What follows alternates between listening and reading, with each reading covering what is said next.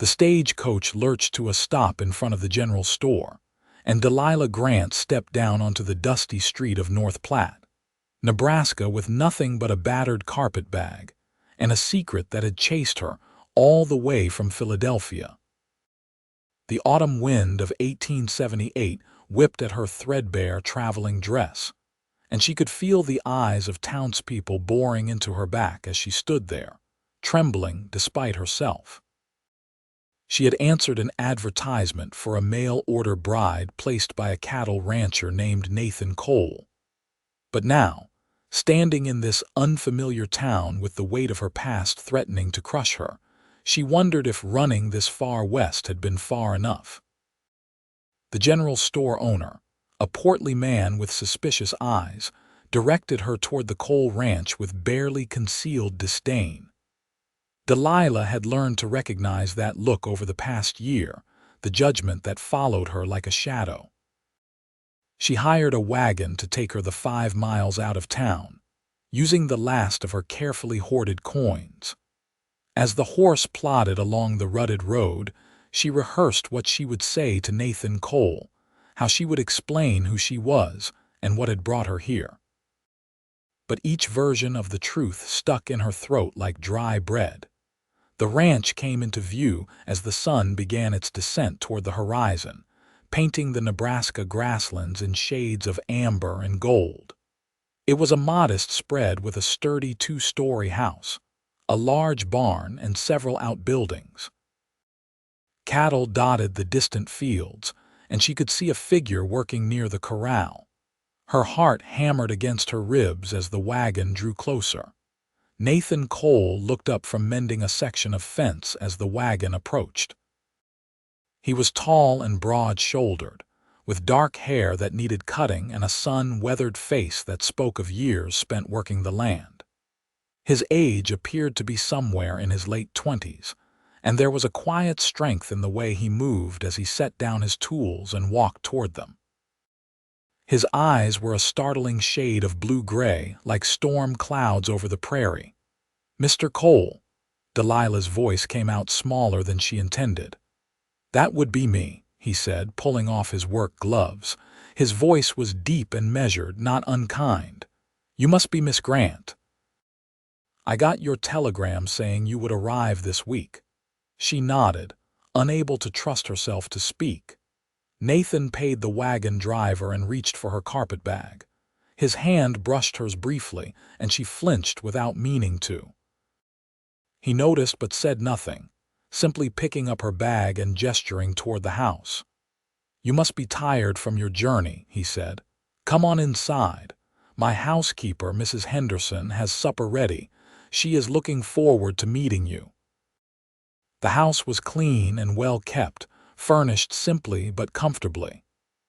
Mrs. Henderson, a plump woman in her 50s with kind eyes and gray-streaked hair, greeted Delilah warmly and showed her to a small bedroom upstairs. "You take your time freshening up, dear," she said. "Supper will be ready when you are." Delilah stood in the center of the room after Mrs. Henderson left, staring at the simple bed with its colorful quilt, the washstand with its flowered pitcher and basin, the window with its crisp white curtains. It was more than she had expected, more than she deserved. She sat down heavily on the bed and let herself cry for the first time since leaving Philadelphia, quiet tears that came from exhaustion and fear and the terrible weight of the secret she carried. When she finally composed herself and went downstairs, Nathan and Mrs. Henderson were setting the table. The housekeeper kept up a steady stream of cheerful conversation about the ranch and the neighbors and the upcoming harvest festival, but Nathan remained mostly quiet, his eyes occasionally drifting to Delilah with an expression she could not read. After the meal, Mrs. Henderson excused herself to go home to her own family in town. Nathan walked her out to her wagon, leaving Delilah to clear the dishes. When he returned, he found her at the sink, scrubbing plates with shaking hands. "You do not have to do that," he said gently. "You have had a long journey." "I need to earn my keep," Delilah replied, not looking at him. Nathan was silent for a moment. "Miss Grant, I think we should talk about what you are expecting from this arrangement. I know my advertisement was not particularly detailed." Delilah's hands stilled in the dishwater. This was the moment she had been dreading. "I know what a mail-order bride arrangement entails, Mr. Cole. I am prepared to fulfill my duties as a wife." "That is not what I am asking," Nathan said, pulling out a chair at the table. "Please sit down." She dried her hands on a towel and sat across from him, her posture rigid with tension. Nathan leaned back in his chair, studying her face in the lamplight. "I am not looking for someone to fulfill duties," he said carefully. "I am looking for a partner, someone to share this life with. I have been alone for a long time, managing this ranch by myself since my father died 3 years ago. I want someone to talk to at the end of the day, someone to build a future with." "Then why advertise for a bride?" Delilah asked, confusion breaking through her fear. "Surely there are women in town who would be interested." Nathan smiled ruefully. "I am not much for socializing, and most of the eligible women in North Platte have known me since I was a boy. They see me as Nathan Cole who once fell in the creek trying to catch a frog, not as a potential husband. Besides, I thought someone from elsewhere might appreciate the opportunity for a fresh start, the way I did when my father and I first came here from Missouri." A fresh start. The words cut through Delilah like a knife. If only he knew how desperately she needed exactly that. "I appreciate your honesty, Mr. Cole," she said quietly. "But there is something you should know about me before we go any further." Nathan waited, his expression open and patient. Delilah took a deep breath, trying to find the courage to speak the words that had destroyed her life in Philadelphia. "I am not who you think I am. I am not some innocent young woman looking for adventure out west. I am running from something, from a scandal that destroyed my reputation and my family's name." "What kind of scandal?" Nathan asked, his tone still neutral. "The worst kind," Delilah said, her voice barely above a whisper. "I was engaged to be married to a man named Lawrence Whitmore, the son of a prominent banker in Philadelphia. 6 months before our wedding, I discovered that he was involved in some kind of illegal scheme, embezzling money from his father's bank. I confronted him about it, and he became violent. He tried to force himself on me, and when I fought back, I injured him." Nathan's jaw tightened, but he said nothing, letting her continue. "I ran from his house and told my parents what happened. They wanted to keep it quiet to protect the family name, but Lawrence spread a different story. He told everyone that I had seduced him, that I was the one who initiated things, and then cried assault when his father discovered us. His family is powerful, and people believed him.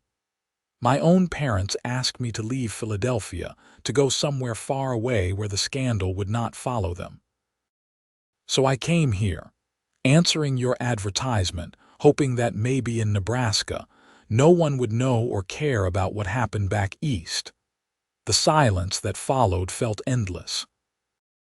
Delilah kept her eyes fixed on her hands, clasped tightly in her lap, waiting for Nathan to tell her to leave, to call her a liar or worse. But when he spoke, his voice was surprisingly gentle. "Miss Grant, look at me." She forced herself to meet his eyes.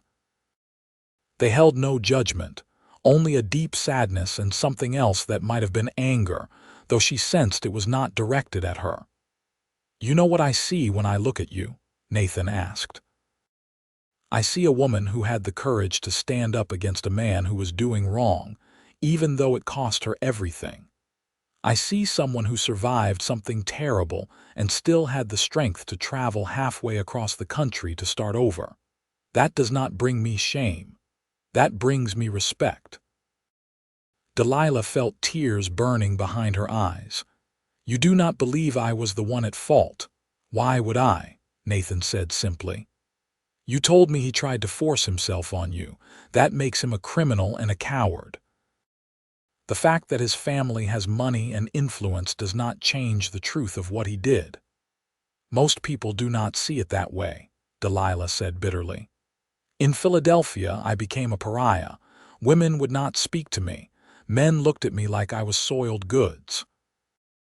Even my own parents could not bear to have me in the house. Nathan stood up and walked to the window, looking out at the darkening prairie. The thing about the West, Miss Grant, is that a lot of us came here running from something or starting over. Half the people in North Platte have pasts they would rather forget. What matters out here is not where you came from, but what you do with the life you build. That is very generous of you to say, Delilah said, but I understand if you no longer wish to proceed with this arrangement. I should have told you the truth before I came. Nathan turned back to face her. I do not make decisions hastily, Miss Grant. You have been honest with me, more honest than you had to be. That tells me something about your character. But I also understand that you have been through something traumatic and you need time to heal. So here is what I propose. Stay here as my guest for a while. Help Mrs. Henderson with the house if you like.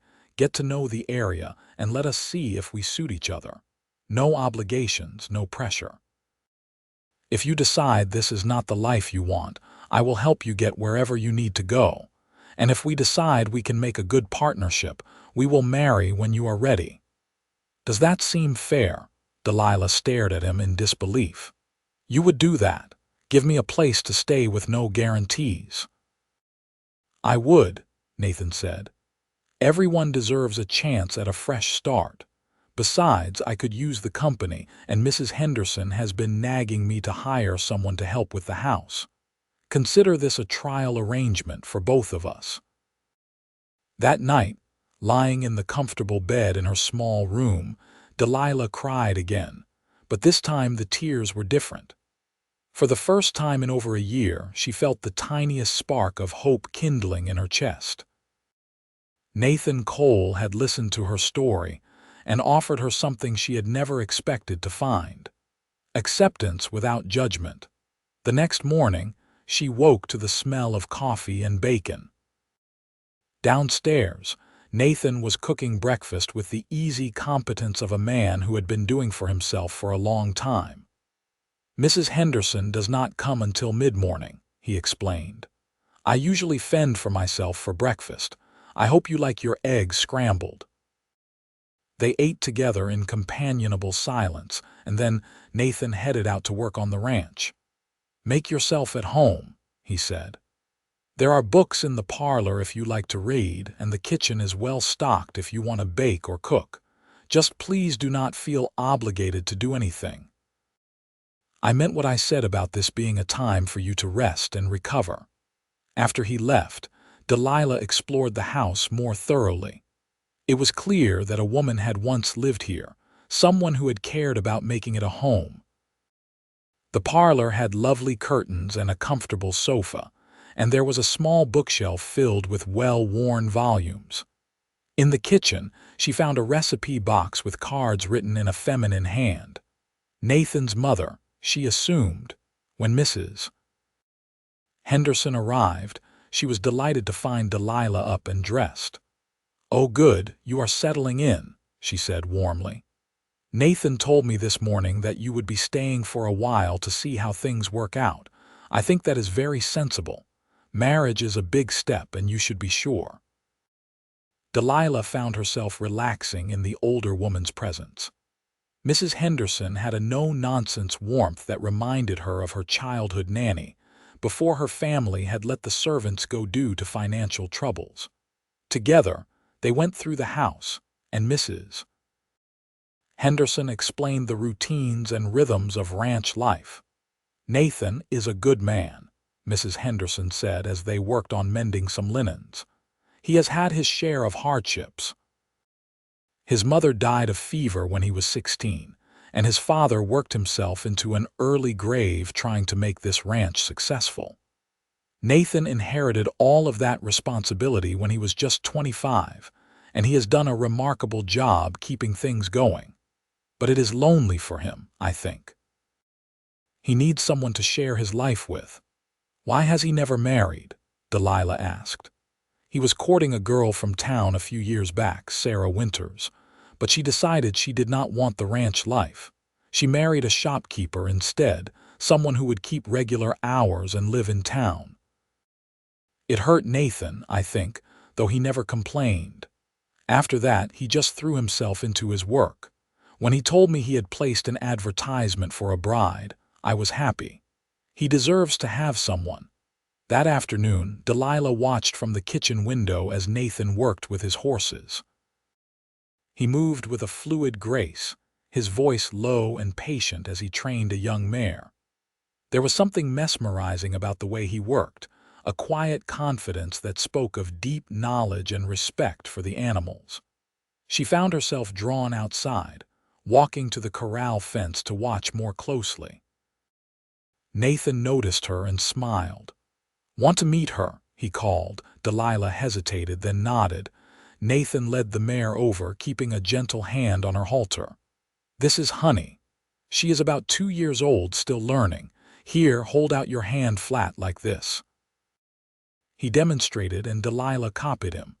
The mare snuffled at her palm, her breath warm and slightly ticklish. Delilah laughed, a genuine sound of delight that surprised them both. "She likes you," Nathan said. "Horses are good judges of character." "Do you really believe that?" Delilah asked. "I do," Nathan said seriously. "They sense things about people that we miss. Honey here, she is skittish around loud or aggressive folks, but she came right up to you. That tells me you have a gentle spirit." They stood together at the fence, watching Honey trot around the corral. "I have never been this close to a horse before," Delilah admitted. "In Philadelphia, we had a carriage horse, but I was not allowed near the stables. Ladies were supposed to stay in the house." "Things are different out here," Nathan said. "Women work alongside men in most things. My mother could ride as well as any cowboy, and she was not afraid to help with the cattle when needed. Life on a ranch does not allow for strict divisions between men's work and women's work." "I am not sure I know how to do any of this," Delilah said quietly. "I was raised to run a household, to manage servants and plan parties. I do not know anything about ranching or animals or surviving out here." Nathan looked at her thoughtfully. "Nobody is born knowing this stuff, Delilah. Everyone learns. And you have already survived more than most people face in a lifetime. That takes strength." It was the first time he had used her given name, and it sent a small flutter through her chest. "Thank you for saying that," she said.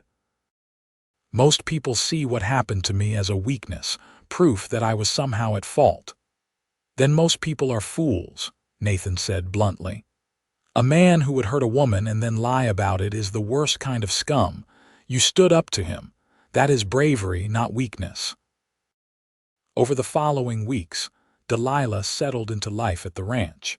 She helped Mrs. Henderson with cooking and cleaning, gradually taking over more of the household management. She learned to bake bread in the cast iron stove, to preserve vegetables from the garden, to do the 100 small tasks that kept a household running. Nathan was patient and encouraging, never critical when she made mistakes. She also began to learn about the ranch itself. Nathan taught her to ride on a gentle older mare named Daisy, and though she was terrified at first, she soon discovered the exhilarating freedom of galloping across the prairie.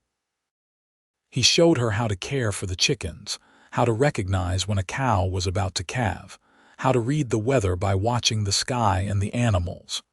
But more than anything, she learned about Nathan himself.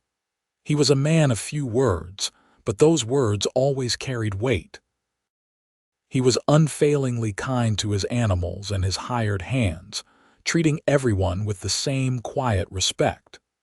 He had a dry sense of humor that caught her off guard sometimes, making her laugh when she least expected it.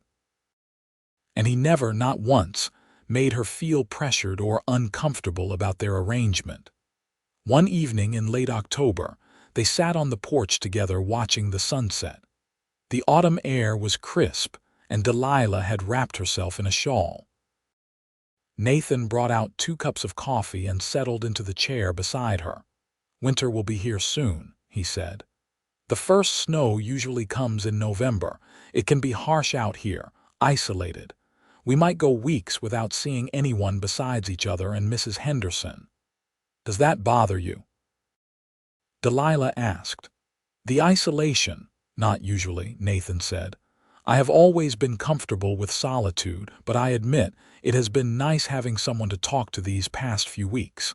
The house feels more alive with you in it." Delilah felt warmth spread through her chest. "I have enjoyed it too. More than I expected. When I left Philadelphia, I thought I would never feel safe again, never trust anyone. But here, with you, I am starting to remember what it feels like to be at peace." Nathan turned to look at her, his eyes serious in the fading light. "Delilah, I know we agreed to take our time, and I do not want to rush you, but I want you to know that I have come to care for you these past weeks. Not as a mail-order bride fulfilling an arrangement, but as a person I genuinely enjoy spending time with. You make me laugh. You are smart and capable, and you are not afraid to learn new things. And the way you have handled everything you have been through shows a strength of character that I admire." Delilah's heart was hammering. "Nathan, I care for you too, but I am afraid. What if I am too damaged? What if I can never be the kind of wife you deserve?" "You are not damaged," Nathan said firmly. "You are healing. There is a difference, and I do not need you to be anything other than who you are. If you decide you want to build a life with me, it will be as partners and equals. I will never demand anything from you that you are not ready to give." "How can you be so patient with me?" Delilah asked, tears pricking her eyes. "Because you are worth the patience," Nathan said simply. "And because I have learned that the best things in life cannot be rushed." That night, Delilah lay awake thinking about Nathan's words. She had been so focused on her shame and fear that she had not allowed herself to acknowledge the feelings growing in her heart. But the truth was undeniable. She was falling in love with Nathan Cole. She loved his quiet strength, his gentle humor, his unwavering integrity. She loved the way he treated his animals with respect, the way he spoke to his ranch hands as equals, the way he looked at her like she was someone valuable and worthy of care. The question was whether she was brave enough to accept the happiness he was offering. The answer came a week later, during the first snowfall of the season. Delilah woke to find the world transformed into a winter wonderland, the prairie blanketed in white. She dressed quickly and hurried downstairs to find Nathan already up, stoking the fire in the kitchen stove. "Good morning," he said with a smile. "Welcome to your first Nebraska snowstorm. It is not too bad, maybe 6 inches so far, but it will keep coming throughout the day." They worked together to care for the animals, making sure everything was secure and the livestock had shelter. By mid-morning, Mrs. Henderson sent word that she would not be able to make it out from town due to the snow. Delilah and Nathan were alone in the house, snowbound together. They spent the day in easy companionship, cooking together, reading by the fire, talking about their pasts and their dreams for the future. Nathan told her about growing up in Missouri, about the adventure of coming west with his father, about the hard years of building the ranch.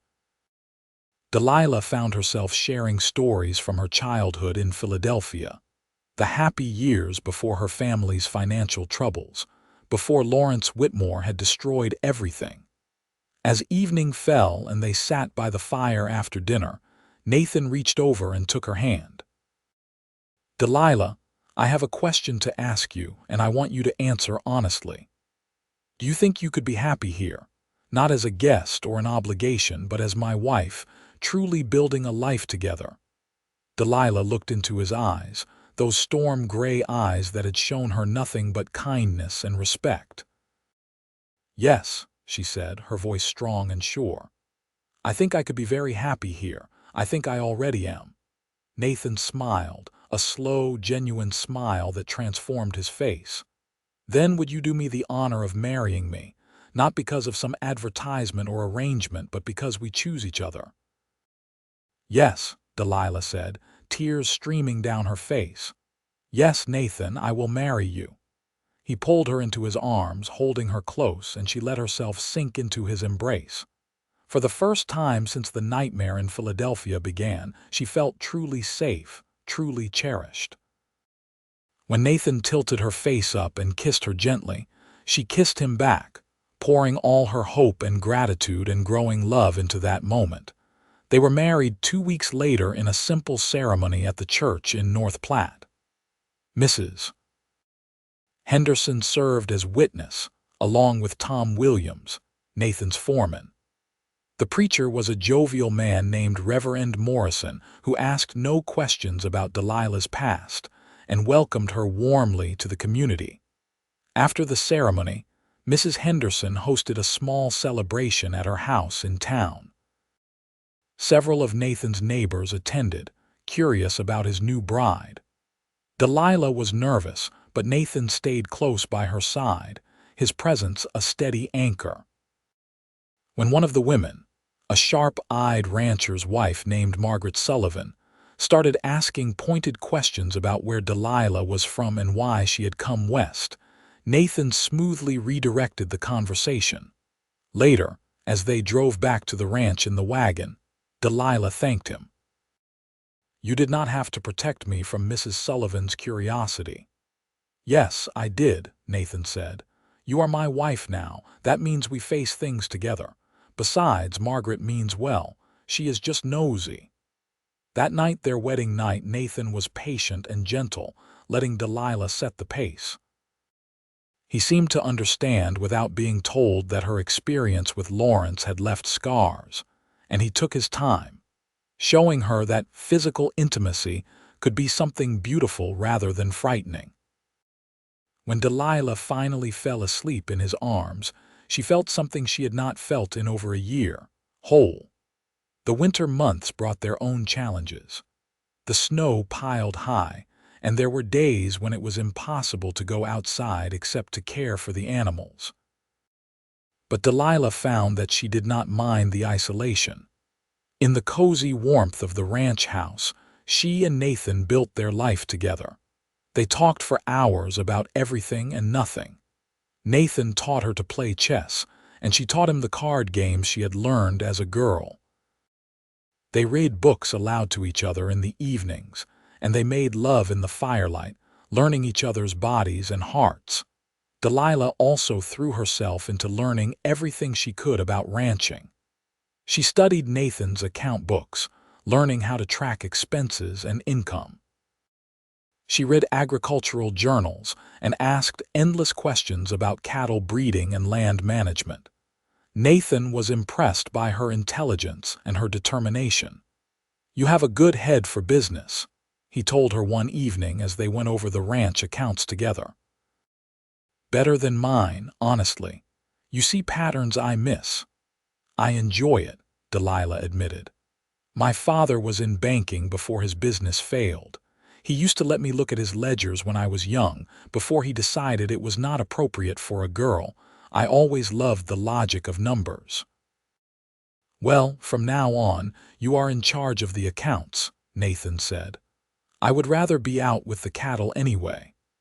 As winter gave way to spring, Delilah began to feel truly at home on the ranch. The prairie burst into life with wildflowers, and the cattle that had huddled together all winter spread out across the grazing lands. Nathan hired additional hands for the spring branding, and Delilah found herself managing a household of 6 men who needed to be fed 3 hearty meals a day. She rose to the challenge, working alongside Mrs. Henderson to turn out enormous quantities of biscuits, stew, roasts, and pies. The ranch hands were initially wary of her, this fancy Eastern woman who had married their boss, but she won them over with her willingness to work hard and her lack of pretension. She treated them with respect, learned their names and stories, and made sure they were well fed and comfortable. Tom Williams, the foreman, became a particular friend. He was a weathered man in his early 40s, with laugh lines around his eyes and a talent for storytelling.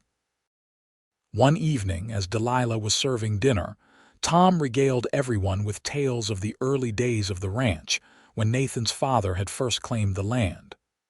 Old Henry Cole was tough as nails, Tom said, accepting a second helping of beef stew. I remember the first time I met him. I was just a kid, maybe 18, drifting through looking for work. Henry hired me on the spot, said he could always use another pair of hands. Nathan here was just a boy then, maybe 13 or 14, but he worked harder than most grown men. Nathan looked embarrassed by the praise, but Delilah could see the affection between the two men. They had built this ranch together, weathering drought and hard winters and all the challenges that came with taming wild land. In May, Delilah discovered she was pregnant. The realization came one morning when she was overcome with nausea while making breakfast. Mrs. Henderson, ever perceptive, took one look at her and smiled knowingly. "When was your last monthly course, dear?" she asked gently. Delilah counted back and realized it had been nearly 2 months. "Oh," she said, her hand going to her stomach. "Oh, congratulations," Mrs. Henderson said warmly. "You should tell Nathan today."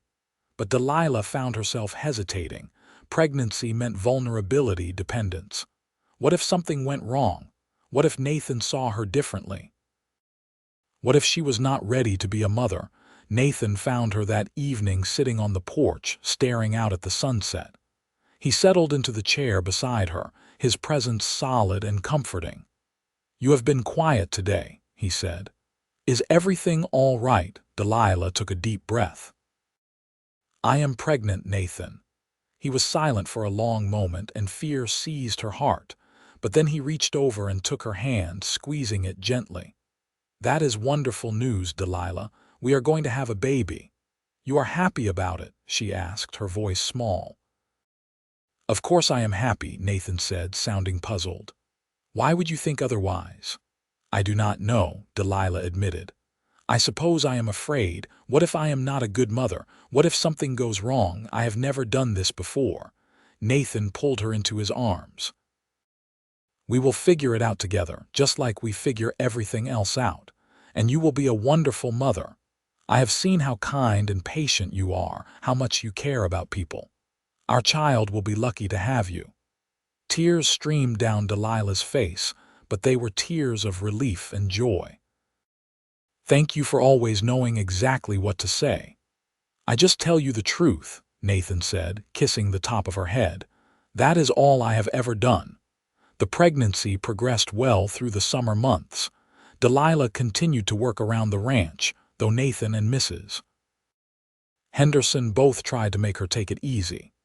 She felt healthy and energetic, and she loved watching her body change, loved feeling the baby move inside her. In late July, a telegram arrived that shattered the peace of their life. It was from Delilah's younger sister, Grace, whom she had not heard from since leaving Philadelphia. The message was brief. "Father died. Mother ill. Please come if you can." Delilah stood in the kitchen, staring at the telegram, feeling the past crash back over her like a wave. Nathan found her there, tears streaming down her face. "What is it?" he asked, taking the telegram from her trembling hands. He read it quickly, his jaw tightening. "I am so sorry, Delilah." "I do not know what to do," she said. "Part of me wants to go to see my mother and my sister. But another part of me never wants to set foot in Philadelphia again. My parents turned their backs on me when I needed them most. They chose their reputation over their own daughter." "That does not mean you do not still love them," Nathan said gently. "And it does not mean they do not love you, even if they made terrible choices. This is your decision, Delilah. Whatever you choose, I will support you. Would you come with me?" she asked. I do not think I can face them alone." "Of course," Nathan said without hesitation. "We are partners, remember? We face things together." They made arrangements to leave within the week. Tom Williams would manage the ranch in their absence, and Mrs. Henderson would check on things regularly. The journey would be long and difficult, especially for a pregnant woman. But Delilah felt she had to go, had to see her family one more time. The train ride east took 3 days. Delilah spent much of it staring out the window, watching the landscape change from prairie to farmland to increasingly urban terrain. Nathan sat beside her, a steady presence, holding her hand when the anxiety became too much. Philadelphia was just as she remembered it, crowded and bustling and full of memories. They took a cab from the station to her family's house, a modest brownstone in a once fashionable neighborhood that had clearly seen better days. The paint was peeling and the front garden was overgrown. Grace answered the door, and the two sisters fell into each other's arms, crying. Grace had grown in the year and a half since Delilah had seen her, maturing from a girl of 16 to a young woman of 18. She looked tired and worn, too much responsibility on young shoulders. "I am so glad you came," Grace said, wiping her eyes. "Mother has been asking for you." Inside, the house was dim and shabby, furniture missing or worn. Grace explained that they had been selling things to pay bills, that their father's death had left them nearly destitute.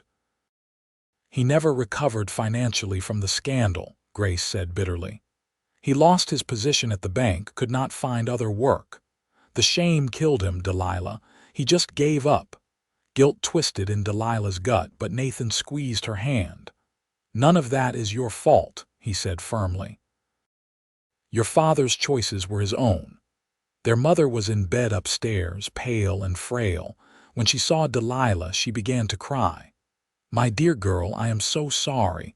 I am so terribly sorry for what we did to you." Delilah sat beside the bed, holding her mother's thin hand. "I know, Mother, I forgive you." Over the next several days, the past came tumbling out. Her mother explained how Lawrence Whitmore's family had pressured them, threatening to destroy what was left of their reputation if they did not publicly denounce Delilah. Her father, already fragile from his business failures, had crumbled under the weight of it all. "He never forgave himself," her mother said. "In the end, I think he died of a broken heart." Delilah also learned what had happened to Lawrence. His father had discovered the extent of his embezzlement and had quietly shipped him off to Europe to avoid prosecution. "He got away with everything," Grace said angrily. "He destroyed your life, stole all that money, and he is probably living in luxury somewhere in France." "It does not matter," Delilah said, surprising herself with the truth of it. "He does not have power over me anymore. I have built a new life, a good life. I have a husband who loves and respects me, a home I love, and a baby on the way. Lawrence Whitmore took a lot from me, but he did not take everything. He did not destroy me." Nathan, listening to all this, felt his anger at the Whitmore family burn cold and deep. But he kept it to himself, focusing on supporting Delilah through this difficult reunion. They stayed in Philadelphia for 2 weeks. Nathan met with some of his father's old business contacts, putting out feelers for work for Grace. Delilah helped her sister organize their mother's care and finances. When it became clear that the medical bills were overwhelming, Nathan quietly arranged to send money every month to help support them. "You do not have to do this," Delilah said when she discovered what he had done. "They are your family," Nathan said simply.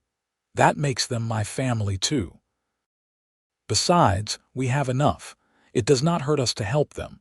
When it was time to leave, the parting was tearful but healing. Her mother extracted a promise that Delilah would write and would send news of the baby. Grace hugged her sister tightly.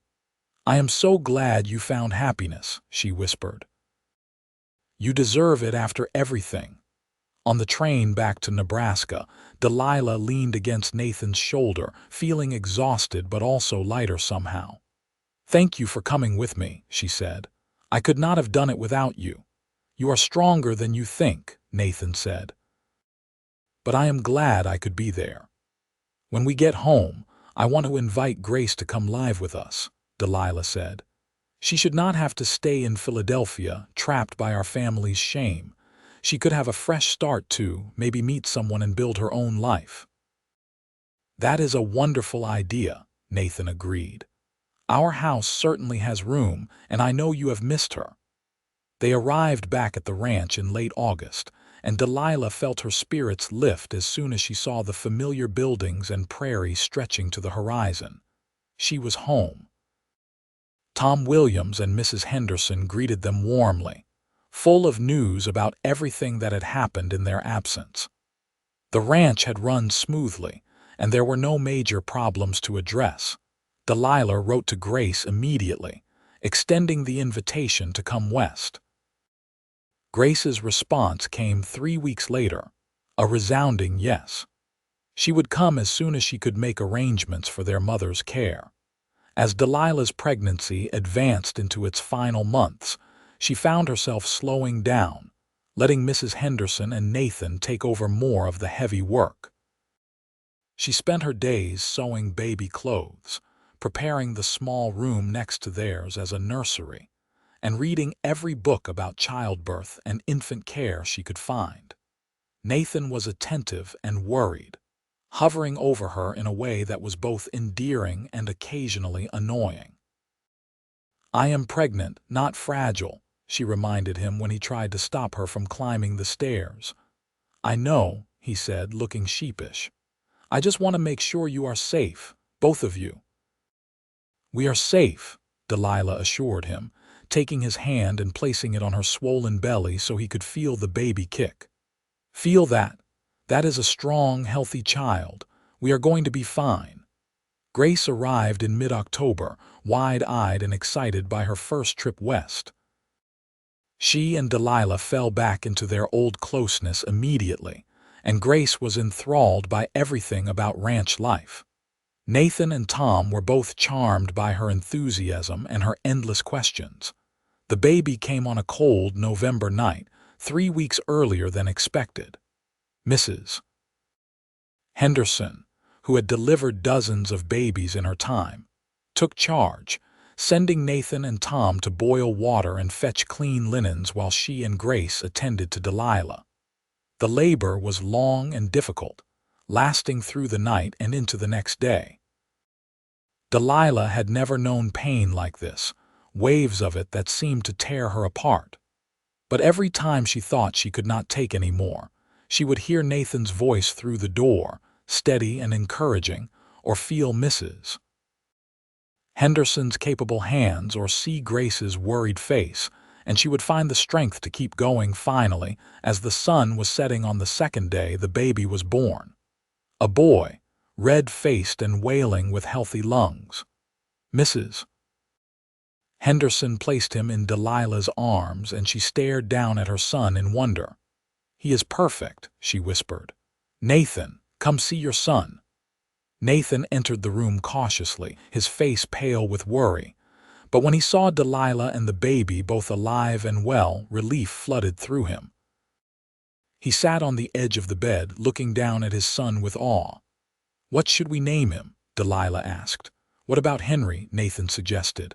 "After my father, Henry Cole," Delilah said, testing the name. "I love it. Hello, Henry. Welcome to the world." The baby's first year was a blur of sleepless nights and exhausting days, but also profound joy.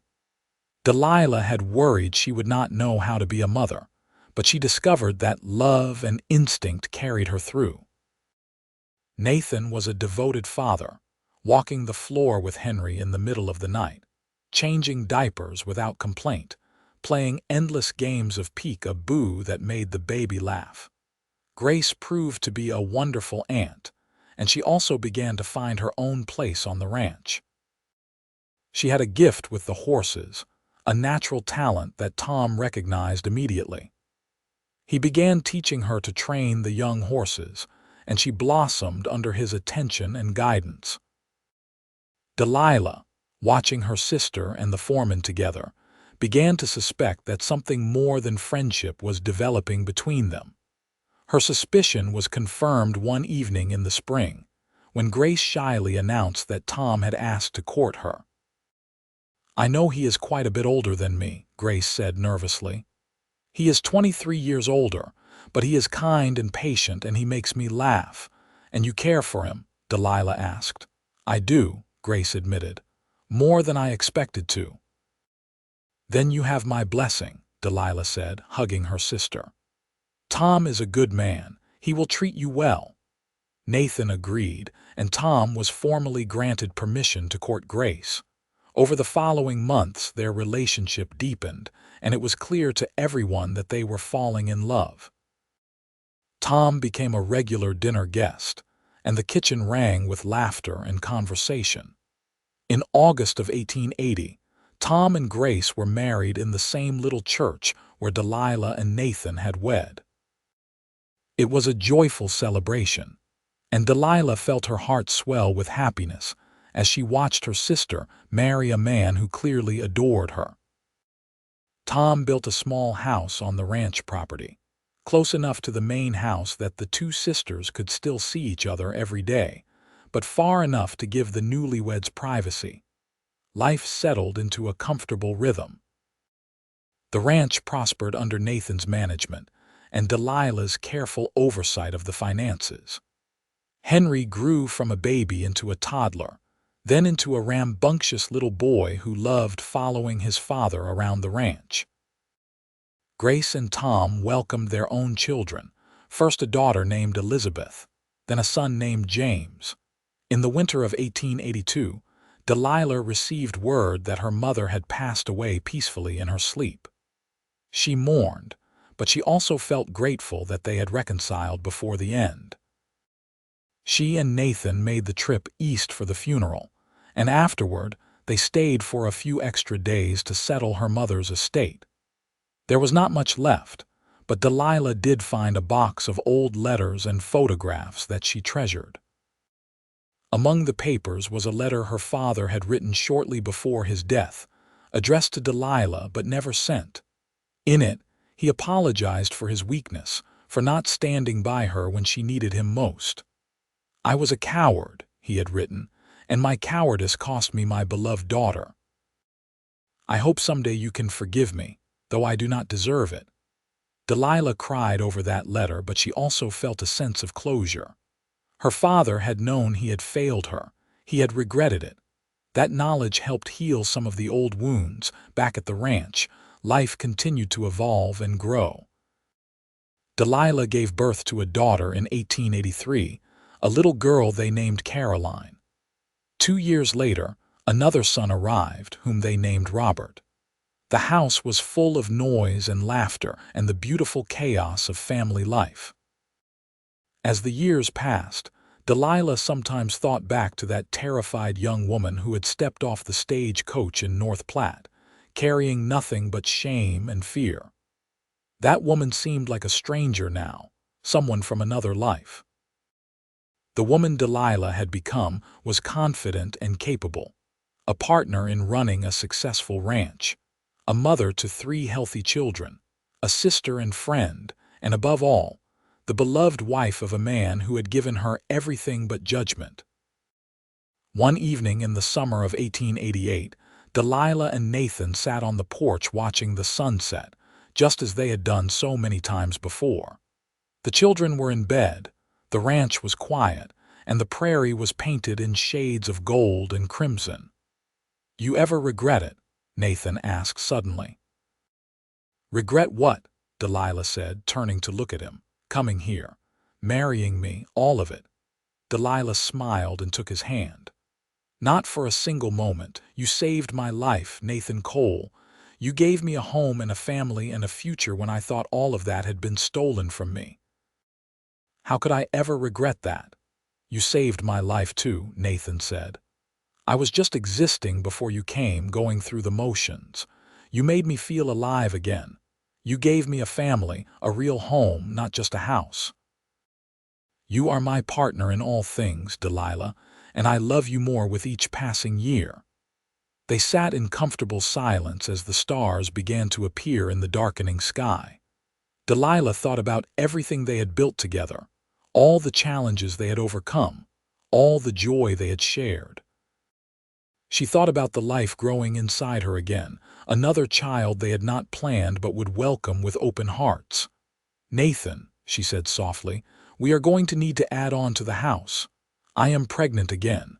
Nathan laughed, a sound of pure delight. "Again? How many children are we going to have?" "I do not know," Delilah said, laughing with him. "But I have a feeling this is a girl, I can just tell." She was right. Margaret Cole was born in the spring of 1889, completing their family. With 4 children, the ranch house was bursting at the seams, and Nathan did indeed add on, building a larger kitchen and 2 more bedrooms. The 1890s brought new challenges as the frontier began to close and ranching became more competitive.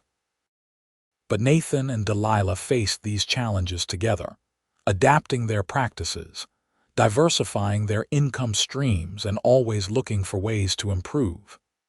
Delilah's head for business proved invaluable, and she became known throughout the county as a shrewd negotiator and a savvy investor.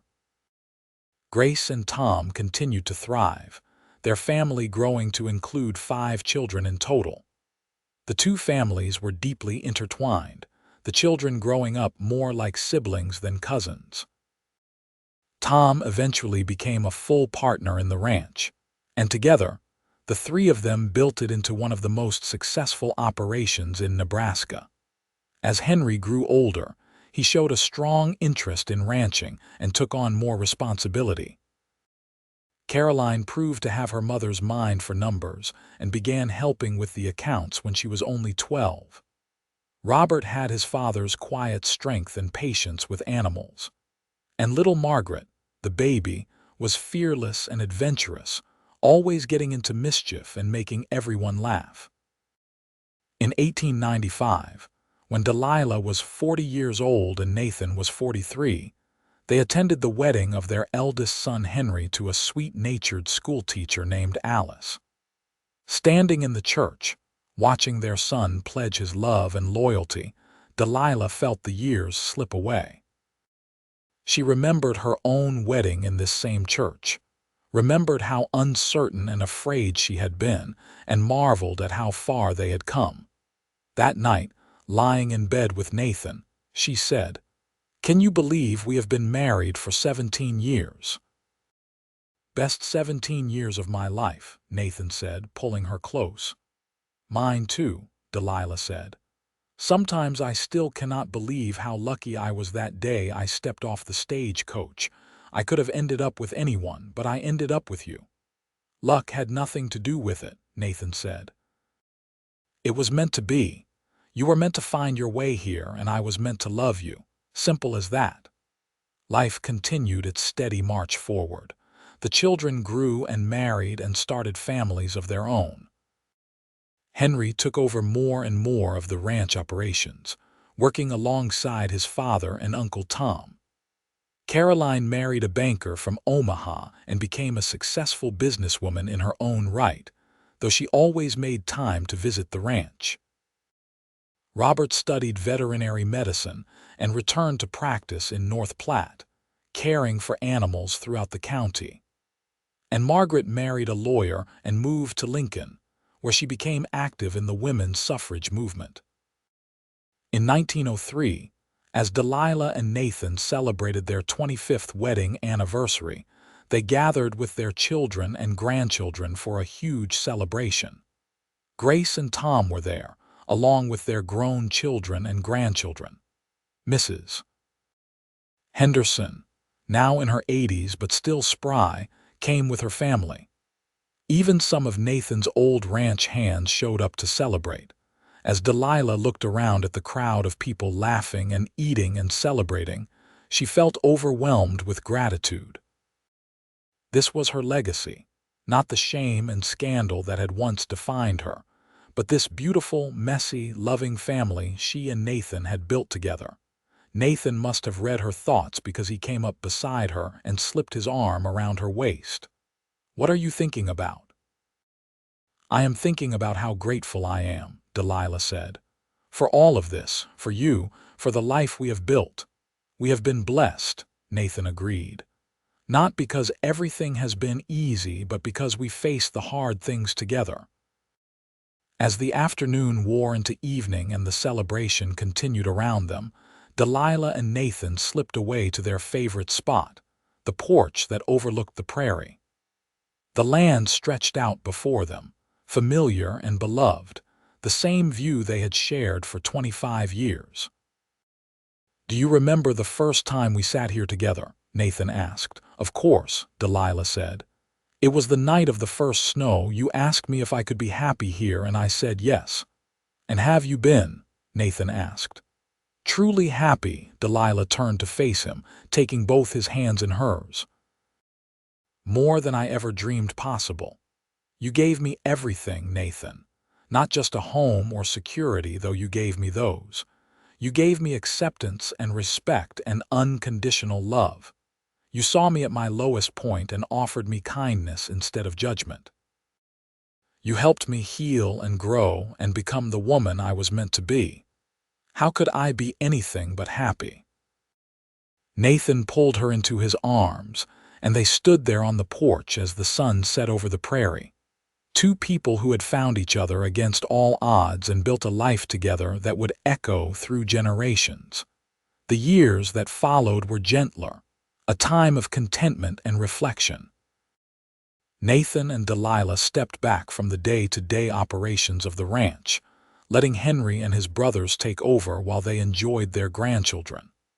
They traveled a bit, visiting Caroline in Omaha and Margaret in Lincoln, even making one trip to California to see the ocean. But they always came back to the ranch, to the land and the home they had built together. It was where they belonged, where their roots had grown deep into the Nebraska soil. In the spring of 1910, as they approached their 30th anniversary, Nathan took ill with pneumonia. Despite the best efforts of their son Robert and the doctor from town, he did not recover. He died peacefully in his sleep on a warm May night, with Delilah holding his hand. The grief nearly broke her. Nathan had been her anchor, her partner, her great love for over 3 decades. The world without him seemed impossibly gray and empty. But as she stood at his graveside, surrounded by their children and grandchildren, by Grace and Tom and all the people whose lives Nathan had touched, Delilah realized that he had not truly left her. He lived on in their children's faces, in the ranch they had built, in the values they had passed down, in the love that continued to flow through their family. She lived for another 12 years after Nathan's death, years filled with her children and grandchildren, with the changing seasons on the ranch, with the quiet satisfaction of a life well lived. She never remarried, never even considered it. Nathan Cole had been her one true love, and that was enough. When Delilah died peacefully in her sleep in the winter of 1922, at the age of 67, she was surrounded by 4 generations of family. They buried her next to Nathan on the hill overlooking the ranch, under the wide Nebraska sky they had both loved so much. Henry Cole stood at his mother's graveside with his siblings and his own grown children, thinking about the legacy she and his father had left. It was not just the successful ranch or the financial security, though those were significant. It was something deeper, something that ran through all of them like a river. The belief that people deserved second chances, that love was stronger than shame, that kindness mattered more than judgment, that family was what you built together, not just what you were born into. As the family walked back to the house after the funeral, Henry's daughter Emma, who was studying history at the university, asked him about her grandmother's early life. "I know she came from Philadelphia," Emma said, but I never knew why she left. She always seemed so happy here. It is hard to imagine her anywhere else." Henry considered how much to tell her, then decided that the truth was always best. He told her about the scandal, about Lawrence Whitmore and the shame that had driven his mother west, about how his father had offered her acceptance instead of judgment, and had given her the chance to start over. They saved each other, Henry concluded. Mother needed someone to believe in her, and father needed someone to share his life with. Together, they built something beautiful that has lasted long beyond them. That is their real legacy, Emma. Not the ranch or the money, but the family and the love. Emma thought about this as they reached the house, where cousins and aunts and uncles were gathering to share memories and comfort each other.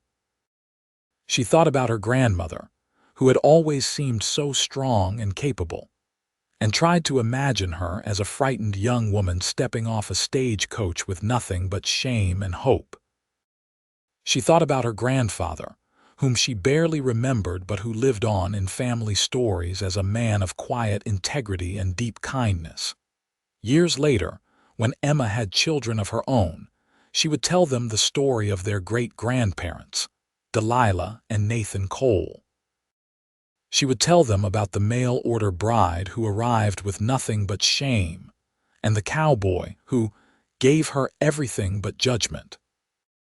She would tell them about the love that grew from that initial kindness, about the family that blossomed from those roots, about the legacy that continued to shape them all.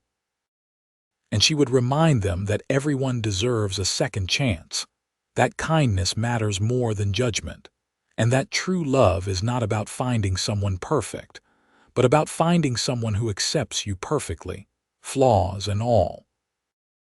These were the lessons that Delilah and Nathan had taught through their lives, lessons that echoed through the generations, ensuring that their love story would never truly end, but would continue to inspire and guide their family for years to come. The ranch itself continued to thrive, passing through the family from generation to generation, each one adding their own chapter to the story, while honoring the foundation that Delilah and Nathan had laid.